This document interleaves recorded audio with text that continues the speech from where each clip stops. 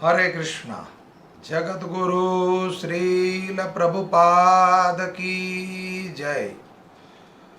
राधा श्याम सुंदर वृंदावन धाम की जय। आध्यात्मिक यात्रा का आज 48वां दिन 11 मई 2020 प्रातःकालीन भागवत कक्षा में सभी लोगों का स्वागत है, सभी भक्तों का स्वागत है। ओम नमो भगवते वासुदेवाय। ओम नमो भगवते वासुदेवाय। ओम नमो भगवते वासुदेवाय। नारायणं नमस्कृत्यं नरं चैव नरोत्तमं देवीं सरस्वती व्यासं ततो जयमुदीरयं। नष्टप्रायं सुभद्रेषु नित्यं भागवतं सेवया।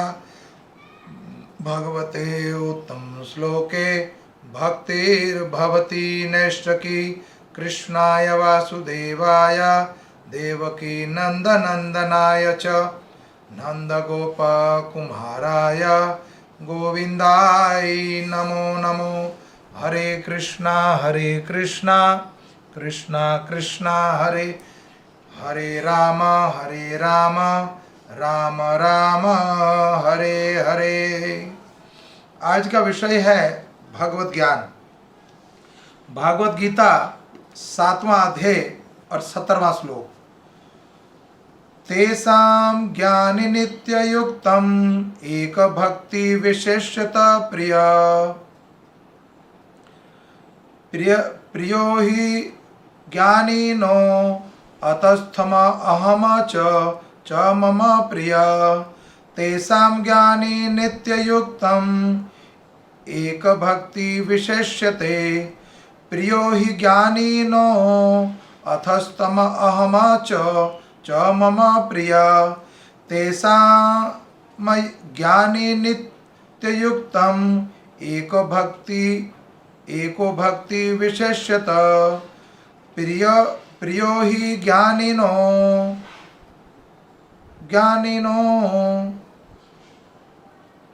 अतस्तत अहम च मम प्रिय। शब्दार्थ और अनुवाद जगत गुरु श्रील प्रभुपाद के द्वारा क्षमा चाहता हूँ।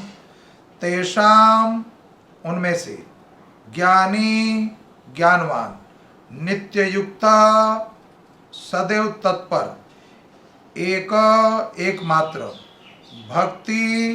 भक्ति में, विशेष्यते विशिष्ट है, प्रिय अतिशय प्रिय, ही निश्चय ही, ज्ञानिना ज्ञानवान का, अत्यथमा अति अधिक, अहमा मैं हूँ, च वह, च भी, ममा मेरा, प्रिय। तात्पर्य और अनुवाद जगत गुरु श्रील प्रभुपाद के द्वारा। जगत गुरु श्रील प्रभुपाद की जय। इनमें से जो परम ज्ञानी है और शुद्ध भक्ति में लगा रहता है वह सर्वश्रेष्ठ है, क्योंकि मैं उसे अत्यंत प्रिय हूँ और वह मुझे प्रिय है। भगवान यहाँ पर प्रमाण दे रहे हैं, इनमें से जो परम ज्ञानी और शुद्ध भक्ति में लगा रहता है वह सर्वश्रेष्ठ है, क्योंकि मैं उसे अत्यंत प्रिय हूँ और वह मुझे अत्यंत प्रिय है। तो यहाँ तात्पर्य बता रहे हैं हम। तात्पर्य को ध्यान से समझिए, अनुवाद को भी समझिए, और नहीं समझ आ रहा है तो इस श्लोक को कम से कम 2 या 3 बार पढ़िए, फिर समझ आएगा। भौतिक इच्छाओं को समस्त कलमश से मुक्त आर्त जिज्ञासु धनहीन तथा ज्ञानी से ये सब शुद्ध भक्त बन सकते हैं, किंतु इनमें से जो परम सत्य का ज्ञानी है और भौतिक इच्छाओं से मुक्त होता है वही भगवान का शुद्ध भक्त हो पाता है। इन 4 वर्गों में से जो भक्त ज्ञानी और साथ ही भक्ति में लगा रहता है वो भगवान के कथा अनुसार सर्वश्रेष्ठ है। ज्ञान की खोज करते रहने से मनुष्य को अनुभूति होती है कि उसका आत्मा उनके उसके भौतिक शरीर से भिन्न है और अधिक उन्नति करने पर उसे निर्विशेष ब्रह्म तथा परमात्मा का ज्ञान होता है।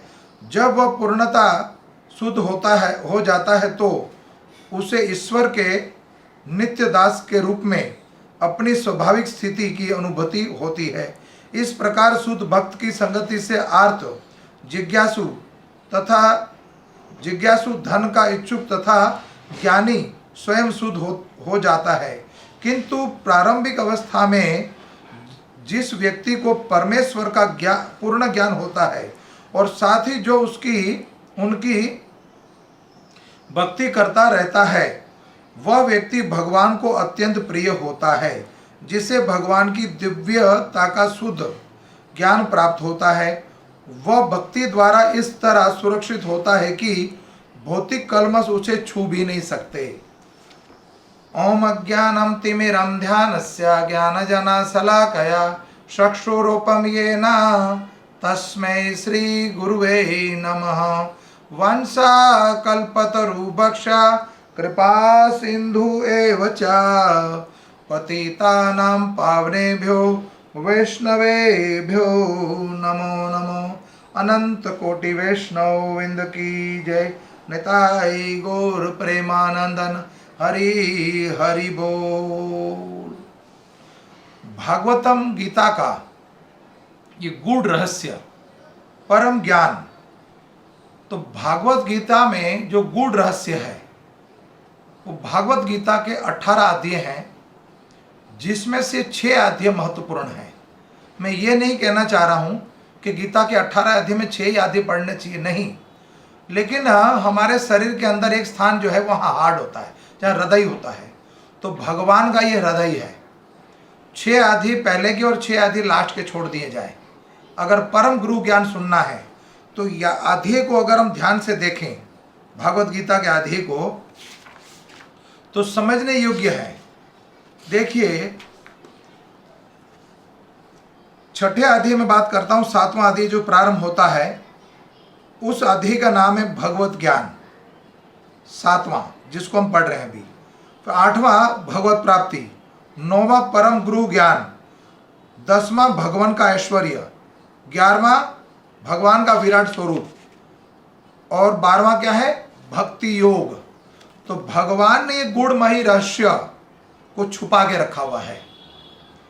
जैसे हमारी पैतृक संपत्ति, हमारे माता पिता अपने वारिस जो होते हैं उनके लिए वसीयत बनाते हैं, और वसीयत को कहाँ रखते हैं, बैंक के लॉकर में, और जो उसका विश्वास का पात्र हो उसको चाबी देकर जाते हैं। तो भगवान ने संसार में मात्र एक के लिए इस संपत्ति दी है। ये जो संपत्ति का जो वसीयत बनाई है, वो अपने कृपा पात्र, विश्वास का जो पात्र, उनको ये चाबी देकर गए हैं। वो कौन है, अर्जुन। और मात्र एक व्यक्ति के लिए उन्होंने ये बताया। ये गूढ़ रहस्य जो 6 श्लोक आपको इसलिए 6 अध्याय बताने जा रहा हूं। प्रथम के 6 अध्याय हटा के और बीच के 6 को प्राप्त करा जाए और लास्ट के 6, तो पहले 6 अध्याय में प्रश्न है और दूसरे में 6 जो उसमें प्रार्थना है, और अंत के जो 6 है वहां पर क्या है, समर्पण है। तो जो प्रार्थना के जो अध्याय 6 हैं वो दिव्य हैं। तो गूढ़ रहस्य और ये रस संपत्ति जो है हमारे मात्र एक के लिए, वो एक कौन है, 84 लाख जोनी है, जिसमें से एक जोनी है मनुष्य जोनी। तो मात्र एक जोनी, 84 जोनी जो है उसमें एक कौन है, मनुष्य। और वो कितने हैं, जैसे अभी गणना के हिसाब से पूरे विश्व की जो आबादी है वो 800 करोड़ की है या 700 करोड़ की, समथिंग जो भी है। उन 800 को या 700 करोड़ को भगवान ने एक बोला है। तो हमारी उपस्थिति क्या है इस मृत्यु लोक पर, एक सरसों का जो दाना होता है उसके समान। बाकी कितने हैं, 83,99,999, इतनी योनि और हैं। तो अगर एक योनि में 700 या 800 करोड़ है तो 83,999 योनि जो है उसकी संख्या मिला लो। कोई गणित का विशेषज्ञ जानने वाला हो वो उसका कैलकुलेशन कर सकता है, हमें तो नहीं आता। वो उनमें से किसी के लिए नहीं छोड़ा है गुरु ज्ञान। यहाँ तक कि जब देवलोक से देवता आए परीक्षित महाराज के लिए सुखताल में सुखदेव गोस्वामी ने कथा प्रारंभ करी तो दो देवलोक से देवता आ गए थे इस भगवत कथा का पान करने के लिए, लेकिन सुखदेव गोस्वामी ने उस सभा से उन देवताओं को बाहर निकाल दिया कि ये कथा सुनने की योग्य नहीं है, तो विषय भोगने के लिए स्वर्गलोक की प्राप्ति करी उन्होंने। तो जब उनकी विषय पूरा होगा वो जो पुण्य क्षीण हो जाएंगे दोबारा मृत्यु लोक में आना पड़ेगा। लेकिन ये कथा सुनने का जो अधिकारी मात्र है वो मनुष्य है जो मृत्यु लोक में रहता है। जो मनुष्य है मृत्यु लोक, कितने गर्व की बात है, कितना अहंकार है कि मैं कृष्ण का भक्त और मुझे वो सामर्थ्य और वो सौभाग्य प्राप्त हुआ कि मैं भगवान की कथा सुन पा रहा हूँ, कथा बोल पा रहा हूँ, कथा सुना पा रहा हूँ और इस प्रतिकूल समय में भी कथा हो रही है। तो मुझे कितना गर्व है और आप लोगों को गर्व होना चाहिए कि हम भगवान के परम भक्त हैं और हमें हमारे लिए संपत्ति छोड़ गए। तो भगवान ने क्या बोला इस श्लोक में, बहुत प्रिय बात बोली है। ये भागवत गीता के जो 18 अध्याय हैं, 18 अध्याय में 700 श्लोक, सबसे प्रिय श्लोक जो है मेरा, जो प्राण से भी प्रिय है, वो मेरा ये श्लोक है। कौन सा श्लोक? जो बता रहे हैं भगवान ने बताया, इनमें से जो परम ज्ञानी है और शुद्ध भक्ति में लगा रहता है वह सर्वश्रेष्ठ है, क्योंकि उससे मैं अत्यंत प्रिय हूं। तो मुझे तो भगवान प्रिय है और मैं गर्व करता हूं। और भगवान कहते हैं वो जो भक्त है वो मुझे प्रिय है। तो भगवान तो यह मान रहे हैं, भगवान तो मानते हैं कि आप मुझे प्रिय हो, लेकिन ये बदजीव मृत्यु लोक में जो पड़ा है, नरक में जो सड़ रहा है, ये मृत्यु लोक में भव सागर में गिरा हुआ है और भव रोग लगाओ, कम से कम वो तो समझे कि परमात्मा मेरे हैं। भगवान तो चाहते हैं, एक पिता अपने बच्चे को मेले में लेकर जाते हैं तो बच्चा जो है वो मेला जब देख के मेले के विषय को भोगने के लिए अपने पिता का हाथ छोड़ा के भागता है, लेकिन पिता उस स्थान पर इंतजार करता है कि मेरा बेटा वापस लौट के आएगा, लेकिन वो बेटा भूल जाता है। 700 करोड़ की आबादी है, उसमें से मात्र हमें एक को याद करना है। वो तो 84 लाख जोने को याद कर रखता है, किसी को नहीं भूलता, चाहे वो दुष्ट हो चाहे शुद्ध भक्त हो, वो पापात्मा हो या पुण्य आत्मा हो, सबको याद रखता है, वो भूलता ही नहीं। तो कभी जीवन में वो घड़ी आया कि उसके एक क्षण के लिए ना भूले। मैंने कल भी बोला था कि जीवन में 2 घंटे का प्रतिदिन समय निकालिए। अभी तो सब कुछ बल लगा चुके हैं, बचने की कोई उम्मीद नहीं है। तो दुआ कीजिए, जिस समाज में हो, जैसी लैंग्वेज जानते हो, जो समाज है आपकी, मैं नहीं कहता आप हिंदू हो, आप सिख हो, ईसाई हो, मुसलमान हो, कोई भी जाति हो, आप अपने धर्म को मानते हुए उस भगवान से अरदास कीजिए, उस परमात्मा से, ऊपर वाले से अरदास कीजिए मात्र 2 घंटे प्रतिदिन। शायद आपकी दुआ काम लग जाए, आपके परिवार, आपके समाज और इस देश की रक्षा हो जाए। दवा तो काम नहीं कर रही है और दवा बनने के लिए प्रयास करा जा रहा है। जब तक वो औषधि नहीं बनती, जो दवाई जब तक नहीं बनती, वैक्सीनेशन जब तक तैयार नहीं होता, तब तक तो उपाय कीजिए। कोई शरीर को बचाने के लिए कोई तो उपाय कीजिए, ये इससे बड़ा उत्तम समय नहीं मिलने वाला। तो मेरा प्रिय श्लोक है और भगवान एक जगह प्रमाण नहीं दे रहे हैं। भागवत गीता के 9वें अध्याय का 31वां, 9वें का 34वां, 18वें का 64वां और 15वें अध्याय का 7वां श्लोक, कितनी जगह भगवान ने प्रमाण दिया है। ये श्लोक विशेष है, कुछ कहते हैं मुझे प्रिय है और वो मुझे प्रिय और मैं उसका प्रिय हूँ। तो 15वें में 7वें में क्या कह रहे हैं, माम वांस जीव लोको जीव भूतेषु सनातना। फिर 9वें का 31वां, इसमें क्या बोल रहे हैं, कौन्तेय प्रति जाने न मे भक्त प्रणशंति, कि मेरे भक्त का कभी भी पतन नहीं होता। 34वें में क्या कह रहे हैं, मन मना भव मद भक्तो मदांजी मा नमस्कुरु माम वैश्यसी युक्ते व आत्मना मत परायण। उसके बाद 18वें में क्या कह रहे हैं, 18वें का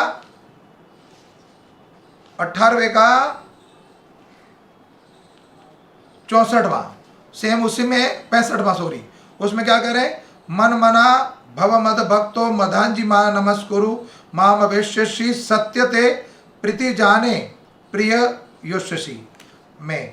भगवान कहते हैं जितने भी श्लोक में, पूरी गीता में यही बोला कि जीव ये मेरा अंश है, संसार में जितने जीव मेरे अंश है। लेकिन ये जो श्लोक है अभी जो बोला हमने 7वें का 17वां, उसमें तो भगवान ने रिकॉर्ड बना दिया। भगवान कहते हैं वो मेरा प्रिय अंश है और उसको मैं प्रिय हूं। तो यहां पर ऐसे प्रमाण, एक नहीं कितने प्रमाण दिए गए हैं। तो परम गुरु ज्ञान आपके पिता कोई संपत्ति छोड़ जाए, और मैंने थोड़ी देर पहला उस बोला कि संपत्ति की जो वसीयत के पेपर है वो रखते हैं कहाँ पर, बैंक में, और उसका जो प्रिय सखा हो, विश्वास पात्र हो, उसको ही देकर जाते हैं प्रिय, अपने प्रिय को ये पत्र कि मेरे पुत्र को ये दे देना। तो यहाँ पर एक मैं रहस्य की बात बताता हूँ। एक दो मित्र आपस में बात कर रहे थे। तो पहला मित्र अपने मुख्य मित्र को बताता है कि मेरा शरीर छूटने वाला है, तो हम दोनों के मित्रों के बीच में जो हमने धन संग्रह किया है, धन जो कमाया है, उस मंदिर के बाहर एक वृक्ष है, और वृक्ष की जड़ के नीचे मैंने वो खजाना छुपा रखा है। एक बहुत बड़ा खजाना है, उस वृक्ष के नीचे है वो। उसमें तीसरे व्यक्ति ने सुन लिया।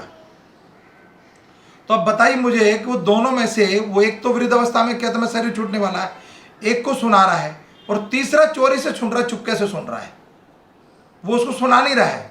तो सर्वप्रथम कौन जाएगा उसमें से? तीसरा ही जाएगा ना। तो ये भगवान कृष्ण और अर्जुन की बात चल रही है कि परम गुरु ज्ञान मैंने भगवत गीता के इन 6 अध्यायों में रखा है।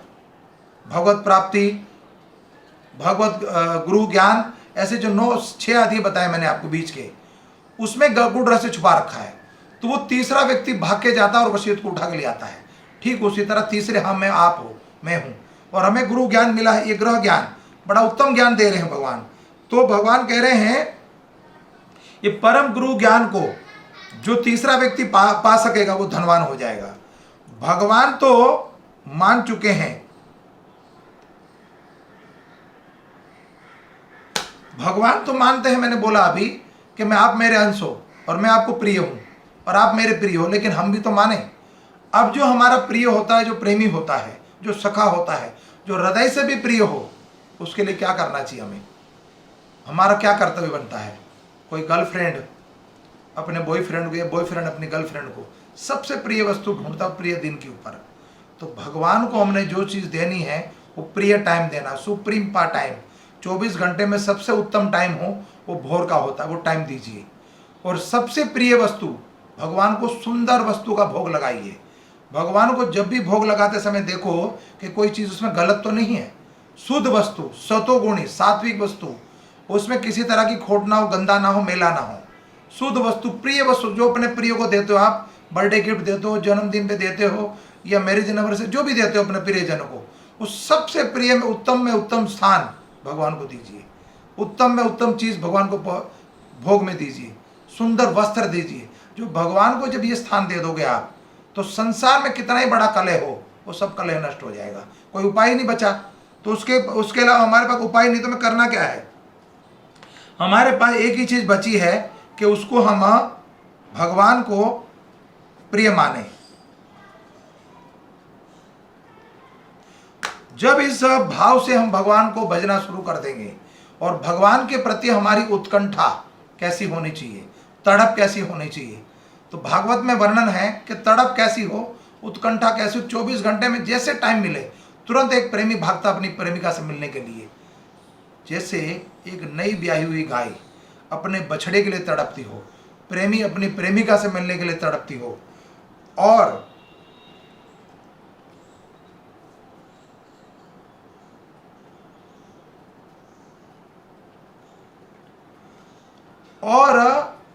एक मृग तृष्णा, जहां पर जल ना हो, वो मृग तृष्णा जल के लिए तड़पता हो, वो भागता हो जल के लिए, और दूर तक भागता है, और गर्मी के महीनों में उनको दूर पानी दिखता है, भागता है, जब वहां पहुंचता वहां पानी नहीं मिलता, फिर पीछे की ओर देखता है, फिर उसको वहां जल दिखता, फिर भागता है। जो वो तड़प है मिलने की, उत्कंठा जो है, जैसे जो गाय ब्याहती है और उसने बछड़े के लिए जैसे तड़पती हो, भां भां करके पुकारते, बछड़ा जैसे आता तब संतुष्टि पाती है। एक प्रेमी अपने प्रेमिका को मिलने के लिए, और मृग जल को पाने के लिए, वो तड़प हो, उत्कंठा हो, तो भगवान आपके हृदय में कैसे नहीं बसेंगे बताओ? भगवान आपको प्रिय कैसे नहीं होंगे? जब ये स्थिति उत्पन्न हो जाएगी तो भगवान के आप अत्यंत प्रिय हो जाओगे। तो हमें अपने भाव में ये स्थिति उत्पन्न करनी है। और भगवान ने गूढ़ रहस्य एक जगह नहीं, भागवतम के 11वें स्कंद में उद्धव और भगवान का संवाद है। भगवान का उद्धव का संवाद है। भगवान आप स्वधाम जा रहे हो, भगवान जब इस धरा मंडल पे धरा धाम पर आए और अपनी लीला उनकी समाप्त हो गई, तो वापस जा रहे हैं भगवान अपने धाम में स्वधाम। तो भगवान के समक्ष पहुंच गए प्रभास में। कौन? उद्धव जी। और उद्धव जी भगवान को कहते हैं, भगवान के परम भक्त उद्धव। और उद्धव भगवान से पूछते हैं, रोने लग गए वो, कि भगवान आप तो स्वधाम सिधार जाओगे, तो मृत्यु लोक में इतने जीव, जो बद्ध जीव है उसका उद्धार कैसे होगा? जो आपके भक्त हैं वो तो साथ जा नहीं रहे, आपने उनको छोड़ा हुआ अपने कर्मों का फल भोगने के लिए, सुख और दुख किसी तरह का, या पापमय या सुखमय, जो भी पुण्यमय कर्म जो करें उसको भोगने के लिए मृत्यु लोक पे छोड़ दिया है, उनका उद्धार कैसे होगा? वो कैसे भगवत प्राप्ति कर पाएंगे? तो भगवान ने अपने आप को किस में रख दिया? भागवत गीता में, भागवत में, रामायण में, पद्म पुराण, वेदों में, अपने शास्त्रों में, और महत्वपूर्ण बात गीता में और भागवत में और रामायण में स्थापित कर दिया। भगवान में और शास्त्रों में कोई भेद नहीं है। भगवत गीता तो स्वयं भगवान ने बोली है। भगवत गीता तो स्वयं भगवान के मुख से प्रकट हुई है, इसलिए बोला गया एको गीतम भगवत गीता, एको देव देव की पुत्र, एको ईश्वर देव की पुत्र, एक ही महामंत्र मात्र हरे कृष्ण महामंत्र। तो एक ही गीतम जो भगवान ने गाया, इसलिए इसको गीता बोला जाता है। कुरुक्षेत्र के युद्ध स्थल में 18 दिन अर्जुन को ये गीता सुनाई, तो भगवान के मुख से निकली है। मोक्षदा एकादशी के दिन ये गीता प्रकट हुई है, उसको उस दिन को बोलते गीता जयंती, गीता का बर्थडे मनाया जाता है। तो भगवान अपने मुख से झूठी वाणी कैसे बोल सकते हैं? भगवान कितने श्लोक में बोल रहे हैं? अभी मैंने आपको बताया 15वें के 7वें में, 9 का 31, 9 का 34, 18वें का 65, 64वां, कितनी जगह प्रमाण दे रहे हैं। 9वें का 21वें बोल रहे अनन्य भाव से कोई बचता मुझे तो, कितनी जगह भगवान प्रमाण दे रहे, मुख से गाया, अर्जुन को बताया है। और ये सिर्फ मनुष्य होने के लिए दिया गया है यहाँ पर। तो क्यों ना पाले इस धन को, दोबारा ये जीवन मिले ना मिले। और भगवान का भजन मैंने एक पॉइंट नोट करे हुए ताकि मैं भूल ना जाऊं। भगवान का भजन, भगवान को प्रणाम, भगवान की कथा सुननी है या करनी है, प्रणाम करना है, या भगवान को भोग लगाना है, या भगवान की माला का जप करना है। उस समय कोई दूसरा काम नहीं करना। अगर आप 1 मिनट के लिए किसी से फ़ोन पे बात करते हो तो एक ही व्यक्ति से कॉन्ट्रैक्ट में होते हैं ना, ठीक उसी तरह भगवान से अगर जप कर रहे हो तो भगवान का 16 डिजिट का नंबर आप मिलाते हो प्रतिदिन। ये हरे कृष्णा कृष्णा कृष्णा हरे हरे, हरे राम राम राम हरे हरे। जब आपका कॉन्ट्रैक्ट उनसे हो रखा है उस समय कैसे छोड़ा जा सकता उनको? तो बाद में वो नाम अपराध हो जाएगा, और नाम अपराध हो जाएगा तो फिर भगवत प्राप्ति होना संभव नहीं है, असंभव है। तो ये भाग्य से समय मिला, दुर्लभ लोक के अंदर मनुष्य देह प्राप्त हुआ और उसमें भगवत प्राप्ति करने का आपको अवसर मिला है। तो इस अवसर को कैसे गवा दें हम? मैं आपको अपनी ही बात बताऊं, प्रसंग आ गया कुछ ऐसा कि किस स्थिति में और भगवान को कैसे भजना है, और एक क्षण के लिए भी नहीं भूलना। तो मेरे जीवन में भी ये घटना घटी। वास्तव में बताने से मुझे खुद को भी लज्जा आ रही है कि क्यों मैं अपनी प्रशंसा कर रहा हूँ, लेकिन इसमें आपको कुछ सीख मिलेगी, कुछ ज्ञान मिलेगा। 2016 की बात है। प्रातःकालीन मंगला आरती के लिए मैं अपने घर से निकला गाड़ी से, और जैसे मैं मंदिर के समीप पहुंचने लगा तो मुझे लग रहा था कि मैं बेहोश हो गया हूं, और मुझे कुछ, मेरा स्वास्थ्य ठीक नहीं है। तो किसी तरह से मैंने गाड़ी पार्क करी, और गाड़ी भी पार्क करते समय दीवार में लगी, और पार्क करके मैं मंदिर में, मंगला आरती प्रारंभ हो रही थी अभी, तो भगवान को और गुरु महाराज प्रभुपाद जी को प्रणाम करके भगवान को प्रणाम किया मैंने पंजाबी बाग राधा राधिका रमन मंदिर में। और ये प्रणाम की प्रसंग पंजाबी बाग का 2016 का प्रणाम करके मैं जैसे मंगला आरती में खड़ा हुआ, तो थोड़ी देर के लिए जब मैं खड़ा हुआ तो मुझे लगा कि मेरा स्वास्थ्य ठीक नहीं, मैं बैठ गया। फिर कुछ लोग जो है, तुलसी आरती हो रही थी, तो तुलसी महारानी को परिक्रमा लग रही थी। तो आरती के बाद भोर में 5:15 बजे मैं परिक्रमा के लिए खड़ा हो गया, और परिक्रमा लगाते लगाते मैं बेहोश हो गया। और मेरे गुरु भाई जो थे वो, उन्होंने देखा मेरे को, देखा कि प्रभु जी आपका स्वास्थ्य ठीक नहीं है, आप गिर जाओगे। उतने देर में मैं गिर गया उसके कंधे पे, और उन्होंने मुझे जाकर एक स्थान पर बिठाया, और मैं शुद्धि नहीं रही, मेरा शरीर ठंडा पड़ चुका था। तो मंदिर के जो अध्यक्ष हैं, जो मंदिर के वहाँ पर हेड है, जो सारे इकट्ठे एकत्रित हो गए एक जगह के, प्रभु जी आपको क्या हो गया? और मुझे कोई शुद्धि नहीं थी। तो उन लोगों ने क्या करा, मेरे को पूछा मेरे घर का टेलीफोन नंबर, कि आपका स्वास्थ्य ठीक नहीं, आपको हम घर पहुँचा दें, आपका एड्रेस बताओ, आपका घर का नंबर बताओ या टेलीफोन नंबर बताओ। तो मैंने टेलीफोन नंबर बोला अपना, तो ध्यान से सुनिए क्या नंबर बोला। उन्होंने जब पूछा सबने कि प्रभु जी अपना टेलीफोन नंबर बताओ, तो मैंने नंबर बताया 98100 हरे कृष्णा कृष्ण कृष्ण हरे हरे, हरे राम राम राम हरे हरे। वो बार बार उनका प्रयास करना और बार बार पूछना, करीबन ये नाना करके 7-8 बार हो गया, लेकिन मेरे मुख से 98100 हरे कृष्ण कृष्ण कृष्ण हरे हरे, इसके अलावा कुछ नहीं निकला। तब लोगों ने सोचा कि इनका स्वास्थ्य ठीक नहीं, हॉस्पिटल ले जाया जाए। तो ये जो प्रतिदिन का रटन है, प्रतिदिन की तीव्र गति से आपने नियम बना लिए हैं जो, तो हॉस्पिटल के लिए मुझे रवाना करने के लिए मेरे साथ 4 लोग चले। तो जब मेरे को गाड़ियों में बिठाया, तो जब भी हम कहीं यात्रा करते हैं तो मैं प्रतिदिन नरसिंह आरती जरूर गाता हूँ। किसी भी यात्रा में निकलूँ मैं, चाहे छोटी यात्रा हो चाहे बड़ी यात्रा हो, घर से बाहर निकलूँ तो नरसिंह आरती मुझे गाने की आदत है। अंदर मेरे को घर का टेलीफोन नंबर याद नहीं है, अपना टेलीफोन नंबर याद नहीं है, और मैं जैसे गाड़ी की सीट पर बैठा तो तुरंत मैं नरसिंह आरती शुरू हो गई। तब मेरे साथ जो लोग बैठे थे 4 लोग और, वो कहते हैं अभी होश में है ये, अब आरती बोलिए। तो उन्होंने मुझे सपोर्ट किया और हॉस्पिटल जब तक मैं पहुंचा, महाराजा अग्रसेन हॉस्पिटल, तब तक भी आरती हम गाते रहे। इमरजेंसी वार्ड में मुझे ले जाया गया और वहाँ पर डॉक्टर ने मुझे देखा। डॉक्टर ने पूछा मुझे कि अपना नाम बताओ। तो हरे कृष्ण कृष्ण कृष्ण हरे हरे, हरे राम राम राम हरे हरे। अब नंबर खत्म हो गए, अब नाम था मात्र ये मेरा। शुद्धि भूल गई, सब शुद्धि छूट गई। तो डॉक्टर थोड़ी देर बाद कहता है ये मेमोरी लॉस, पागल हो गया है। डॉक्टर ने मेरा शरीर देखा, शरीर को जांच करने के बाद कहता मेमोरी लॉस हो गई इसकी, ये पागल हो चुका है। तो इसको एमआरआई के लिए सीटी स्कैन होगा, आईसीयू में भेजा जाए, और पता नहीं कितनी तरह के टेस्ट कराए गए मेरे, एमआरआई, सीटी स्कैन या आईसीयू, जो भी था, मुझे पूरी बात का नहीं पता। तो ये कितने तरह के टेस्ट के लिए मुझे भेजा जा रहा है। उतनी देर में मेरी पत्नी और मेरे बच्चे भी आ गए, मेरे समक्ष खड़े हो गए, और जब मेरे पूछ रहे क्या हो गया, हरि बोल बोलिए क्या हुआ। मैं पूछ रहा हूँ कि आप कौन हो, मैं नहीं जानता आपको, मैं बेहोशी हालत में। तो मैं बताने ये जा रहा हूँ कि मेरी उस स्थिति ऐसी हो गई थी कि मैं कुछ भी नहीं जान रहा था मेरे को। लेकिन आपका प्रतिदिन का अगर रटन होगा तो आपकी जो प्रतिदिन की धारणा है और प्रतिदिन का जो भजन है वो नहीं छूटेगा। आप मरण से यहाँ पर अगर चले गए और आपकी स्थिति अगर हो जाए, भगवान करे पता नहीं उस दिन क्यों नहीं शरीर छूटा मेरा, उस दिन छूट जाता शायद मैं भगवत धाम चला जाता। तो वो स्थिति अंतकाले बनी रहे। तो वो कैसे बनेगी अंतकाले, जब रटन होगा तब। मुझे 3 दिन हॉस्पिटल में रखा गया आईसीयू में, और 3 दिन बाद मैंने किसी तरह से जो सिस्टर थी उनसे टेलीफोन लिया। मेरी जनेऊ देख के उन्होंने बोला पंडित जी कहाँ से हो। तब मेरा तो सब कुछ ले लिया था, कोई सामान नहीं अपने पास था, खाली जो हॉस्पिटल के जो कपड़े होते वो पहनाया गया था मेरे को, और आईसीयू वार्ड में था। उस समय कोई भी मेरे साथ, लेकिन परमात्मा मेरे साथ थी। और वो मैंने उनसे टेलीफोन लिया और मैंने अपने बच्चों को फ़ोन किया। तब मेरे को 3 दिन बाद आईसीयू वार्ड से बाहर जनरल वार्ड में शिफ्ट किया। और जब जनरल वार्ड में शिफ्ट करने के बाद सारी रिपोर्ट जो आई मेरी, जितने भी टेस्ट हुए थे, ब्लड टेस्ट इत्यादि जो भी हुआ, रिपोर्ट आई बिल्कुल नॉर्मल, को कुछ भी बीमारी नहीं इनको सिर्फ नींद की कमी, नींद पूरी कराई। प्रातः हम बहुत जल्दी उठते हैं, इसलिए कुछ समय उपरांत बाद जब मैं 2 महीने बाद मंदिर गया, तो मंदिर के जो भक्त मेरे साथ गए थे कि प्रभु भगवान शास्त्र में, गीता में बोलते हैं कि जो अनन्य भाव से मेरा भजन करता है उसको अंतकाल में भगवत धाम प्राप्ति होती है। तो ये तो प्रमाण हो गया आपका वो जो रोग था, उस रोग का वो देखकर, वो वास्तव में हमने देखा, वास्तविक चीज़ें देखी हमने कि ये चीज़ भी होती भक्त के साथ। तो प्रतिदिन का अगर रटन है हमारा, तो एक क्षण के लिए भी हमें वो नहीं भूलेगा। भगवान कहते हैं मैं उसका प्रिय हूँ और वो मुझे प्रिय है।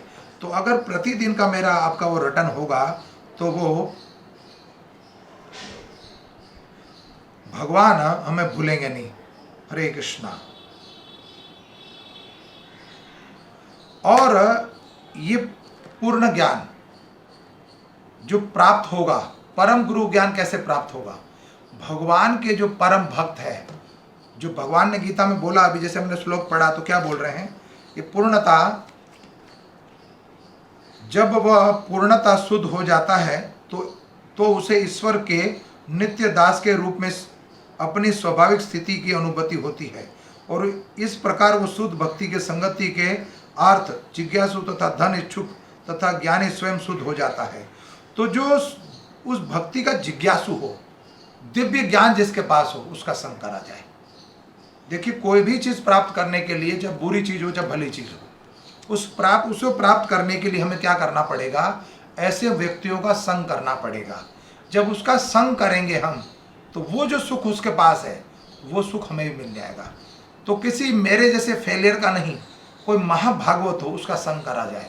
मेरे अंदर तो कोई गुण नहीं है, तो कोई महाभागवत का संग करा जाए। हाँ, आपके पास शुद्ध चीज़ है, ग्रंथ भागवत, जैसे भागवत है, गीता है, रामायण, उसका संग कीजिए और शुद्ध भागवत ढूंढिए, कोई महाभागवत को ढूंढिए और उसका संग कीजिए, तो आपका भी उद्धार हो जाएगा। यही प्रमाण भागवत में और भागवत पुराण में, वेदों में कई जगह आता है। और ब्रज के भक्त, उसमें एक सुंदर उदाहरण है रघुनाथ दास गोस्वामी का। रघुनाथ दास गोस्वामी, रघुनाथ भट्ट गोस्वामी, वो भगवान के परम भक्त थे। और उनके जो ज्येष्ठ थे, बड़े जो भाई थे, वो थे सनातन गोस्वामी। तो रघुनाथ दास गोस्वामी भगवान के परम भक्त हैं।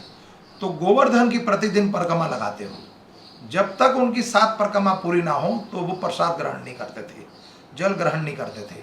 तो रघुनाथ दास गोस्वामी जब गर्मी का महीना, जून का महीना, और भजन करते करते करते वो परिक्रमा लगा रहे हैं और रास्ते में कहीं थक गए, उनके शरीर में जैसे स्वास्थ्य ठीक नहीं रहा, तरना आई, तरना का तंद्रा जैसे कहते हैं, सुस्ती आई। तो सुस्ती आई तो सुस्ताने के लिए किसी वृक्ष के नीचे जाके बैठ जाएं, लेकिन उनको होश नहीं था कि कहाँ बैठ रहा हूँ मैं। तो कड़ी धूप में 84 को ब्रजमंडल परिक्रमा, गोवर्धन परिक्रमा में एक स्थान पर बैठ गए कड़ी धूप में, लेकिन उनको आभास है कि कहीं वृक्ष के नीचे बैठा हूँ या छाया है। तो वो बैठ के बड़े आराम से भाव से भजन कर रहे हैं रघुनाथ दास गोस्वामी। और दूर दूर से उनके जो बड़े भाई हैं सनातन गोस्वामी, वो भी परिक्रमा लगाते हुए आ रहे हैं। तो दूर से देखा उन्होंने कि रघुनाथ जो कड़ी धूप में भजन कर रहा, बड़े चाव से, मस्ती में। तो रघुनाथ के पास पहुंचे सनातन गोस्वामी कि रघुनाथ, तुम ब्रज में सेवा देने आए हो या सेवा लेने आए हो? महाराज मैं तो सेवा देने आया हूँ, लेने तो नहीं आया हूँ। कि तुम जानते नहीं, तुम मूर्ख, जानते नहीं हो भगवान की जो प्रियसी है, भगवान की प्रियसी राधा रानी, वो साक्षात भगवान की आराध्या अंतरंगा शक्ति जो राधा रानी, वो साक्षात अपना आंचल छुपा के तुम्हारे ऊपर खड़ी हुई है, उसकी छाया है ये। रघुनाथ के लिए भगवान ने, भगवान की प्रियसी ने ये तपस्या कर दी कि मेरा भक्त जो उसको कष्ट ना पहुंचे। तो गोवर्धन परिक्रमा में साक्षात राधा रानी ने क्या करा, अपना आंचल उठाया और अपने भक्त के ऊपर, कि उनकी भक्ति ना टूटे, उसका भजन ना टूटे, और अपना आंचल फैला दे, उसके ऊपर धूप ना पड़े, वो स्थिति उत्पन्न होगी। तो भगवान को अगर इतने प्रिय हम, तो भगवान की प्रेयसों को भी हम प्रिय हो जाते हैं। ठीक वही रघुनाथ जी एक बार गोवर्धन में ही राधा कुंड और श्याम कुंड है, बोलो राधा कुंड श्याम कुंड की जय, गिरिराज महाराज की, गिरि गोवर्धन धाम की जय, राधा रानी की जय, वृषभानु लाल की जय, जय जय श्री राधे। तो भगवान के प्रिय भक्त रघुनाथ जी राधा कुंड पे संध्या के समय भजन कर रहे थे, मंत्र जाप, हरे कृष्णा कृष्ण कृष्ण हरे हरे, हरे राम राम राम हरे हरे, भगवान का नाम का भजन कर रहे थे वो।